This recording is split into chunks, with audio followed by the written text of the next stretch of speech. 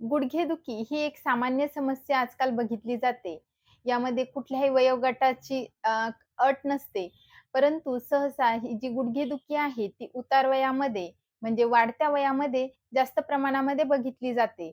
गुडघेदुखीची कारणं ही वेगवेगळी असू शकतात.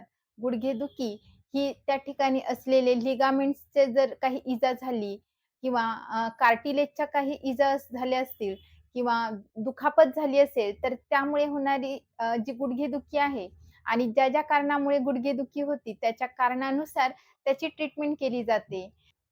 गुडघे दुखणे म्हणजे ही एक सामान्य बाब आहे. परंतु समजा जर तुमची विश्रांतीच्या वेळेस गुडघे दुखत असतील किंवा दैनंदिन काही काम करत असताना गुडघे दुखत असतील किंवा चालताना गुडघे दुखत असतील, तर त्याचं काय निदान आहे, ते जाणून घेणं देखील गरजेचं आहे. गुडघेदुखीमध्ये जेव्हा आपल्याला निदान करायचं असतं, तेव्हा काही रक्त चाचण्या कराव्या लागतात किंवा त्या गुडघ्याचा एक्स-रे करावा लागतो. काही वेळा सोनोग्राफी सुद्धा करावी लागते आणि त्या फॅमिली हिस्ट्री आहे का? किंवा कुठली अजून अपघाताची हिस्ट्री आहे का? ही सर्व हिस्ट्री घेऊन मगच गुडघेदुखीचं निदान ठरवलं जातं आणि ज्या कारणामुळे, ज्या गोष्टींमुळे त्या ठिकाणी काही इजा झाली असेल, नेमकी इजा कुठल्या पार्टमध्ये झाली आहे, त्यानुसार त्याची ट्रीटमेंट ठरवली जाते.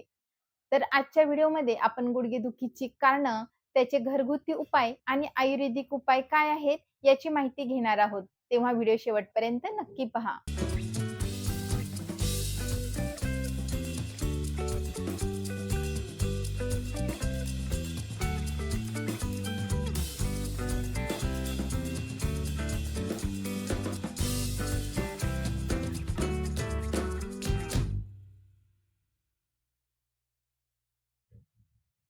नमस्कार, मी डॉक्टर सविता लांजेवार. माझ्या डॉक्टर सविता व्लॉगमध्ये तुम्हा सर्वांचं खूप खूप स्वागत आहे.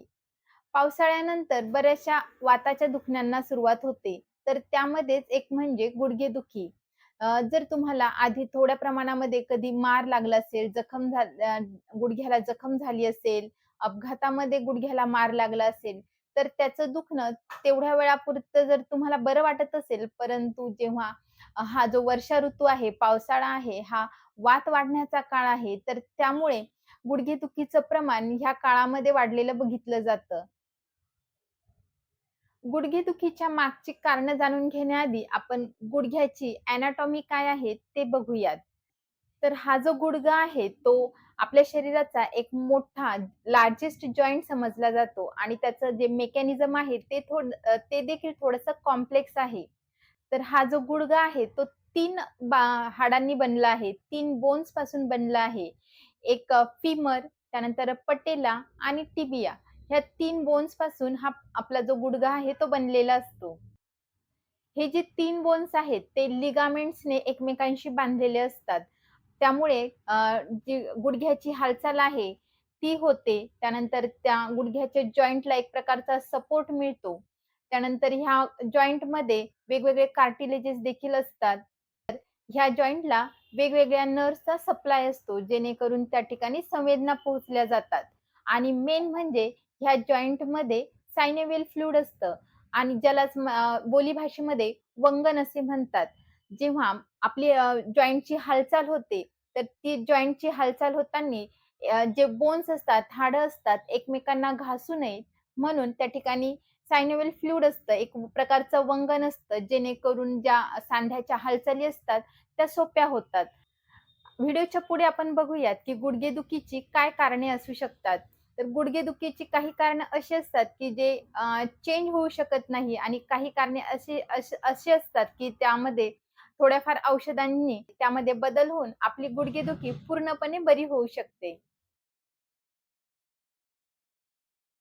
गुडघेदुखीच्या अ, मुख्य कारणांमध्ये गुडघ्याला झालेली इजा किंवा दुखापत हे मुख्य कारण आहे. रस्त्यावरील अपघात असो किंवा कठोर प्रकारचा व्यायाम असो, त्यामुळे गुडघ्याची जी एनाटॉमी आहे, शरीर रचना आहे, त्याला इजा होऊ शकते. त्या ठिकाणी जे लिगामेंट्स असतात, जे कार्टिलेजेस असतात, त्याला दुखापत होऊ शकते. त्यानंतर जे खेळाडू असतात, त्या लोकांचं जे मेनिस्कस टिअर जास्त प्रमाणामध्ये बघितलं जातं. कारण की त्यांची जी धावण्याची गती असते किंवा वेगवेगळी जे कारणं असतात त्यामुळे अशा लोकांमध्ये मेनिस्कस टिअर जास्त प्रमाणामध्ये बघितलं जातं आणि हे कारण गुडघेदुखीसाठी सामान्य कारण समजले जाते. पुढचं कारण म्हणजे कुठल्याही प्रकारचं संक्रमण म्हणजे इन्फेक्शन. तर हो, गुडघ्याच्या ठिकाणी सुद्धा बॅक्टेरियल इन्फेक्शन होण्याचे चान्सेस असतात. जर तुम्हाला कधी गुडघ्याला मार लागला आणि त्याकडे दुर्लक्ष केलं आणि ती जखम त्या ठिकाणी वाढली, तर आतमध्ये गुडघ्यापर्यंत ती जखम पसरू शकते आणि त्यामध्ये इन्फेक्शन होऊन त्या ठिकाणी गुडघेदुखीची सुरुवात होऊ शकते. जर तुम्हाला गुडघ्याच्या मागे गळू आला असेल, सिस्ट असेल, गाठसारखं असेल, तर त्याला बेकर सिस्ट असे म्हणतात. तर ही सिस्ट का तयार होते? तर आधी जे मी सांगितलं, की आपला जो गुडघा असतो त्याच्यामध्ये गादीमध्ये सायनोव्हिल फ्लुइड नावाचं द्रव्य सिक्रेट होत असतं. तर हे जे फ्लुइड असतं ते आपल्याला का गरजेचं असतं? कारण की आपल्या सांध्यांच्या हालचाली व्हाव्या किंवा सांधे जे असतात ते हाडांपासून बनलेले असतात. हाडे एकमेकांना घासू नये, त्यासाठी हे सायनोव्हिल फ्लुइड तयार होत असतं. ते आपोआपच सिक्रेट होत असतं आणि त्याच्या काही प्रमाणामध्येच ते सिक्रेट होत असतं. पण काही कारणांमुळे जर ते अधिक प्रमाणामध्ये सिक्रेट झालं, तर ते गुडघ्याच्या मागे साचायला लागतं आणि त्यामुळे त्या ठिकाणी एक असं गळवा म्हणजे सिस्ट तयार होते आणि त्याच्यामुळे सुद्धा गुडघेदुखी होऊ शकते. त्यामुळे गुडघ्यामध्ये तीव्र वेदना, चालताना गुडघा दुखणे यासारख्या गोष्टी बघितल्या जातात. गुडघेदुखीचं अजून एक महत्त्वाचं कारण म्हणजे ऑस्टिओआर्थरायटिस. तर यामध्ये सांध्यांची झीज बघितली जाते. जे कार्टिलेजेस असतात, छोटे जे हाडे असतात, त्यामध्ये झीज झालेली असते. त्यामुळे गुडघ्याच्या ठिकाणी भरपूर प्रमाणामध्ये वेदना असतात, त्या ठिकाणी सूज असते. त्यानंतर अजून एक कारण म्हणजे रुमॅटॉइड आर्थरायटिस. तर रुमॅटॉइड आर्थरायटिस हा ऑटोइम्यून डिसीज आहे. तर ह्यामध्ये अशा लोकांमध्ये जी इम्युनिटी सिस्टम असते ती थोडीशी वेगळी असते. म्हणजे ते आपले जे फायबर्स असतात, सांध्यांमधील जे फायबर्स असतात, तेच ते नष्ट करत असतात. म्हणून त्या फायबर्सची, त्या तंतूंची झीज होते. हाडांची झीज होते आणि त्यामुळे त्या ठिकाणी हाडाच्या ठिकाणी, सांध्यांच्या ठिकाणी सूज आणि वेदना बघितल्या जातात. जनरली हे जे रुमॅटॉइड आर्थरायटिस आहे त्याची सुरुवात बोटांचे जे सांधे असतात त्यापासून सुरू होते आणि मग हळू-हळू गुडघे, त्यानंतर मनगट यासारखे ज्या सांधे असतात त्या ठिकाणी देखील वेदना आणि सूज बघितली जाते. अ, अजून एक कारण म्हणजे गाऊट. तर ह्यामध्ये जे आपल्या शरीरातील युरिक ॲसिडची पातळी ही वाढलेली असते आणि ज्या लोकांमध्ये गाऊट असतो, युरिक ॲसिडची लेव्हल वाढलेली असते, तेव्हा जी सांधेदुखी असते, ती अतिशय तीव्र वेदना यामध्ये असतात. त्या ठिकाणी जळजळ देखील असते. तर गाऊटची किंवा ह्या युरिक ॲसिडची ट्रीटमेंट आपण घरच्या घरी कशी करू शकतो, याचा सुद्धा मी एक व्हिडिओ बनवला आहे. तो तुम्ही बघू शकता. गुडघेदुखी ही बऱ्याच जणांची वेगवेगळी असते. काही जणांना जिना उतरताना गुडघा दुखतो, तर काही जणांना जिना चढताना गुडघा दुखतो.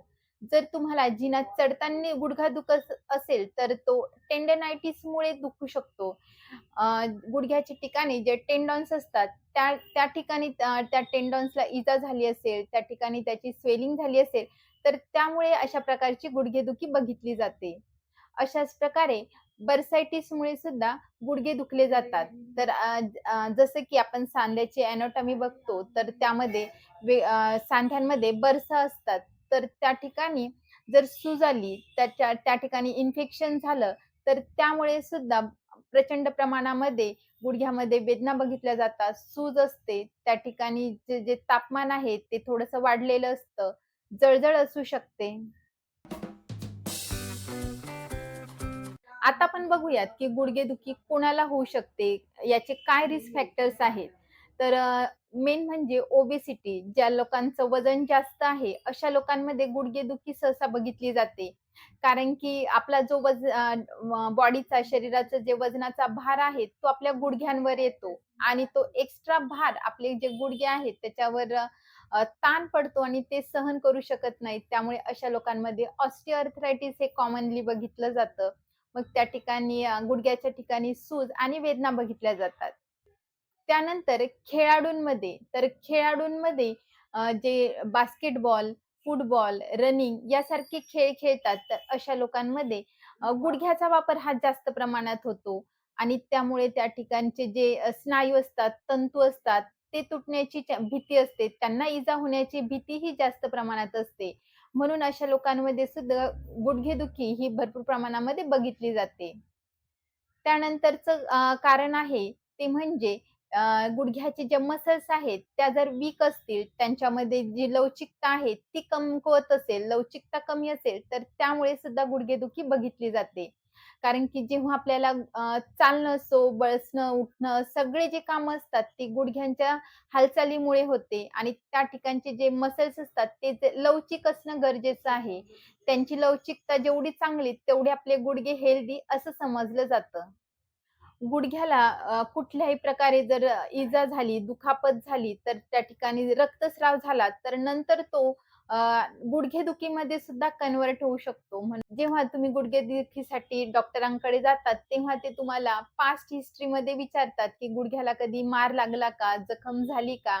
कारण की जर अशा प्रकारच्या जर घटना घडल्या असतील, तर त्या ठिकाणचे जे तंतू आहे, फायबर्स, कार्टिलेजेस, वरचा टेंडॉन्स ह्यापैकी कुठल्यातरी भागाला जर इजा झाली असेल, तर त्यामुळे ती गुडघेदुखी असू शकते. एकूणच आता तुम्हाला समजलंच आहे, की आपल्याला गुडघेदुखीची कारणाची काय निदान आहे, ते जर आपल्याला समजलं, तर आपली गुडघेदुखी योग्य उपचाराने लवकर बरी होऊ शकते. परंतु गुडघेदुखी वेळेत उपचार न केल्यास ती बळावू शकते आणि नी रिप्लेसमेंट पर्यंत सुद्धा पोहोचू शकते. आता आपण बघूयात, की आपल्याला गुडघेदुखी आहे, की फक्त जस्ट दुखणं आहे, हे कसं ओळखावं? तर ज्यांना गुडघेदुखी असते, त्यांना त्यांचे जे गुडघे असतात, त्या ठिकाणी सूज असते, वेदना प्रचंड प्रमाणामध्ये असतात, सतत वेदना होत असतात. त्यानंतर गुडघा सरळ करण्यास ते असमर्थ असतात. त्या ठिकाणी लालसरपणा असू शकतो, जळजळ असू शकते. गुडघ्यामध्ये अशक्तपणा बघितला जातो. म्हणजे एक गुडघा दुखत असेल, तर दुसऱ्या गुडघ्याच्या मानाने त्या ठिकाणची जी शक्ती आहे, त्या गुडघ्याची शक्ती आपल्याला कमी प्रमाणात जाणवते. बऱ्याच जणांना त्या ठिकाणी सूज येऊ शकते. चालतांनी, बसतांनी, उठतांनी गुडघ्यामध्ये कटकट असा आवाज देखील येतो. तर यापैकी कुठलंही लक्षण तुम्हाला दिसत असेल, तर तुम्हाला गुडघेदुखीची सुरुवात आहे, हे समजून घ्या आणि गुडघेदुखीचा उपचार वेळेत करा आणि जर तो वेळेत न झालाच, तर नी रिप्लेसमेंटची वेळ देखील येऊ शकते. आता आपण बघूयात, की गुडघेदुखीवर आपण घरच्या घरी काय उपाय करू शकतो. तर सर्वात प्रथम म्हणजे राईस. राईस म्हणजे R for rest, I for ice fermentation, C for compression आणि ई फॉर एलिव्हेशन. तर सगळ्यात पहिले रेस्ट करणं गरजेचं आहे. तर जेव्हा आपल्याला सुरुवातीलाच गुडघेदुखी होते, तेव्हा जास्त चालणं टाळावं. जास्तीत जास्त आराम करण्याचा प्रयत्न करावा. कारण की त्या ठिकाणची समजा इजा झाली असेल टेंडॉन्सला, कार्टिलेजेसला किंवा मेनिस्कसला, तर त्यांना आराम मिळतो आणि ते आपोआप हील होतात आणि आपली गुडघेदुखी लवकरच बरी होते. त्यानंतर आईस फोमेंटेशन. तर दिवसातून 2-3 वेळा आणि रात्री झोपण्यापूर्वी एका कपड्यामध्ये आईस गुंडाळून घ्यावा आणि आपल्या गुडघ्यांना त्या ठिकाणी शेकावं. त्यामुळे गुडघ्याची सूज कमी होते, लालसरपणा असेल तर तो देखील कमी व्हायला मदत होते. त्यानंतर कॉम्प्रेशन बँडेज. जर गुडघ्याला कुठल्याही प्रकारे दुखापत झाली, त्यामुळे जर लिगामेंट टिअर झालं असेल, तर अशा वेळी कॉम्प्रेशन बँडेज करणं गरजेचं आहे. तर मेडिकलमध्ये जी गुलाबी पट्टी मिळते, ती आपल्या गुडघ्याला बांधून ठेवावी. पूर्ण दिवस ही पट्टी आपण बांधून ठेवावी आणि रात्री झोपण्यापूर्वी काढून ठेवावी. त्यानंतर इलेव्हेशन. तर ह्यामध्ये नी जॉइंटचं इलेव्हेशन केलं जातं. जो गुडघा दुखतो आहे, ज्या ठिकाणी सूज आहे, त्या गुडघ्याच्या खाली उशा ठेवाव्यात. त्यामुळे एक प्रकारचा उभार येतो आणि त्या गुडघ्याला रेस्ट मिळते. त्या ठिकाणची जी सूज आहे, ती कमी व्हायला देखील मदत होते. आता आपण बघूयात, की गुडघेदुखीमध्ये मेडिकेटेड काय ट्रीटमेंट केली जाते. तर सगळ्यात आधी सर्वच डॉक्टर विश्रांती करायला सांगतात. तर बरेच जण विश्रांती न करता अ, माझं वजन वाढलंय, वजन कमी करण्यासाठी चालावं लागेल म्हणून विनाकारण गुडघे दुखत असताना सुद्धा चालतात किंवा बरेच जण फॅड म्हणून, क्रेझ म्हणून किंवा शेजारची मावशी चालली, शेजारची ताई चालली म्हणून सुद्धा वॉक करायला जातात. परंतु त्यामुळे सुरुवातीची जी गुडघेदुखी आहे ती प्रचंड प्रमाणामध्ये वाढू शकते. म्हणून सुरुवातीला जर तुमचे गुडघे दुखत असेल, तर अशा वेळी रेस्ट घेणं खूप गरजेचं आहे. त्यानंतर अ, वेदनाशामक औषधी दिल्या जातात. यामध्ये पॅरासिटामॉल, आयबुप्रोफेन यासारख्या गोळ्यांचा वापर केला जातो. त्यामुळे गुडघ्याची जे दुखणे आहे, वेदना आहेत किंवा सूज आहे ती कमी होते. बऱ्याच वेळा जर गुडघेदुखी अति प्रमाणात झाली असेल, तर अशा वेळी अँटी इन्फ्लेमेटरी आणि पेन किलरचे इंजेक्शन सुद्धा द्यावे लागतात. त्यानंतर फिजिओथेरपी. तर आपल्या जवळच्या फिजिओथेरपिस्टला भेटून योग्य ती फिजिओथेरपी करून घ्या. तर सुरुवातीचे जे गुडघेदुखी असेल, तर ती फिजिओथेरपी केल्यामुळे लवकरच कमी होण्यास मदत होते. त्यानंतर ॲक्युपंक्चर. तर ॲक्युपंक्चर थेरपी सुद्धा अतिशय उत्तम आहे. त्यामुळे गुडघ्याच्या ठिकाणची सूज आणि ज्या प्रचंड वेदना होत असतात, त्या देखील कमी व्हायला मदत होते. त्यानंतर सर्जरी. जर लिगामेंट टिअर जास्त प्रमाणात असेल, तर अशा वेळी त्या लिगामेंट रिपेअरची सर्जरी केली जाते. त्यानंतर जर नी जॉइंटची जास्त प्रमाणामध्ये झीज झाली असेल, तर त्यासाठी डायरेक्ट नी रिप्लेसमेंट देखील आजकाल केले जातात. आता आपण बघूयात, की आयुर्वेदामध्ये गुडघेदुखीसाठी काय ट्रीटमेंट केली जाते. तर सगळ्यात आधी आपण जे आधी जी कारणं बघितली आहे, जे निदान बघितले आहेत, ते टाळणं गरजेचं आहे. म्हणजे वजन वाढू न देणं, चालताना व्यवस्थित पाय टाकणं, जेणेकरून आपण पडणार नाही आणि आपल्या गुडघ्यांना इजा होणार नाही, जखमा होणार नाही. त्यानंतर खेळ खेळताना सुद्धा व्यवस्थित जर्क लागणार नाही, तर अशा प्रकारे आपण खेळ खेळावे. तुम्ही यामध्ये सायकलिंग करू शकता, पोहण्याचे व्यायाम, असे जर व्यायाम केले, तर त्यामध्ये गुडघ्याला इजा होण्याचे कमी चान्सेस असतात.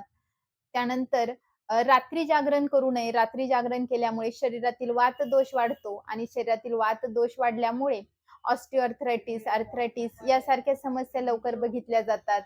त्यानंतर जर युरिक ॲसिडची लेव्हल वाढलेली असेल, तर पित्त वाढणारे पदार्थ कमी खावे. पित्तवर्धक आहार आपल्या रोजच्या जेवणामध्ये कमी असावा. पित्त कशामुळे वाढतात त्याचा सुद्धा मी एक व्हिडिओ बनवला आहे. तो तुम्ही बघू शकता. आता आपण बघूयात, की आपण घरच्या घरी आयुर्वेदिक काय उपाय करू शकतो.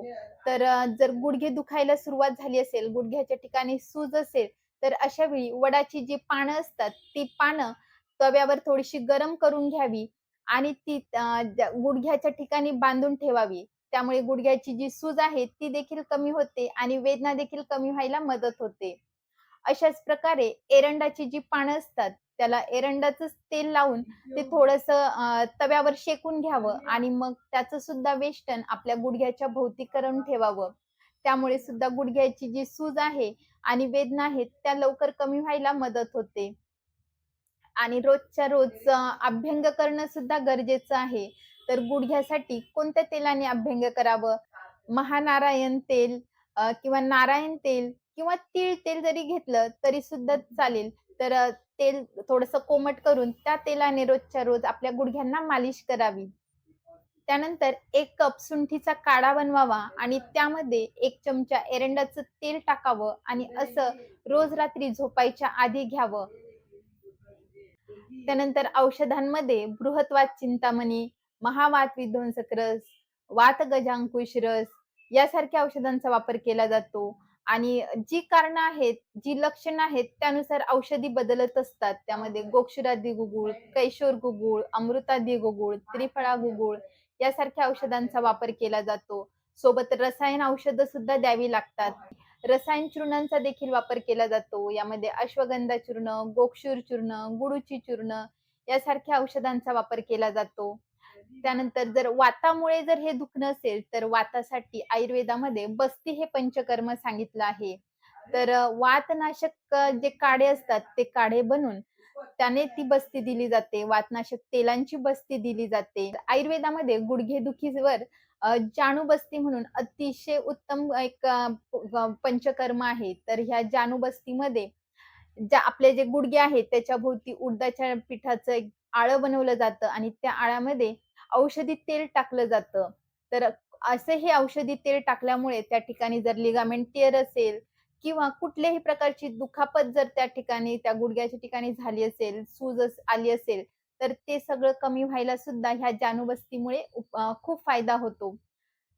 त्यानंतर अग्निकर्म. तर अग्निकर्म म्हणजे आयुर्वेदामध्ये अग्निकर्म म्हणून सुद्धा एक चिकित्सा सांगितली आहे.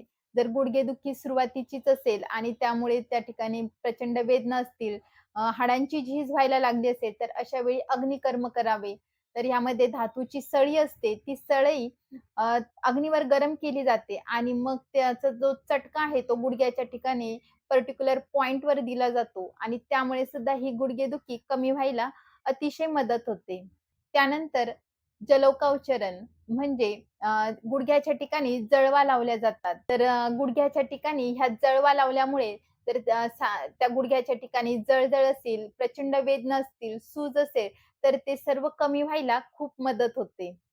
आता आपण बघूयात, की आपल्याला गुडघेदुखी होऊ नये म्हणून आपण काय काळजी घ्यावी?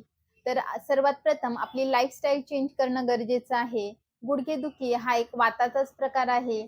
त्यानंतर जर दुखापतीमुळे जर गुडघेदुखी झाली असेल, तर त्यामध्ये पित्तदोष आणि रक्तदोष देखील दुष्ट होतात. म्हणून आपण थोडीशी लाईफस्टाईल चेंज करावी. वजन जर वाढलेलं असेल, तर सर्वात आधी वजन कमी करणं गरजेचं आहे. त्यानंतर रोजच्या रोज आपण अभ्यंग करायला पाहिजे. कमीत कमी डोक्याला, कानामध्ये तेल टाकणं, नाकामध्ये तेल टाकणं आणि तळपायाला तेल लावणं गरजेचं असतं. जर तुम्हाला गुडघेदुखीची शक्यता असेल, भविष्यामध्ये गुडघेदुखी तुम्हाला होऊ शकते, अशा रिस्क फॅक्टर्समध्ये तुम्ही जर असाल, तर रोजच्या रोज गुडघ्याला तेलाने मालिश करणं गरजेचं आहे.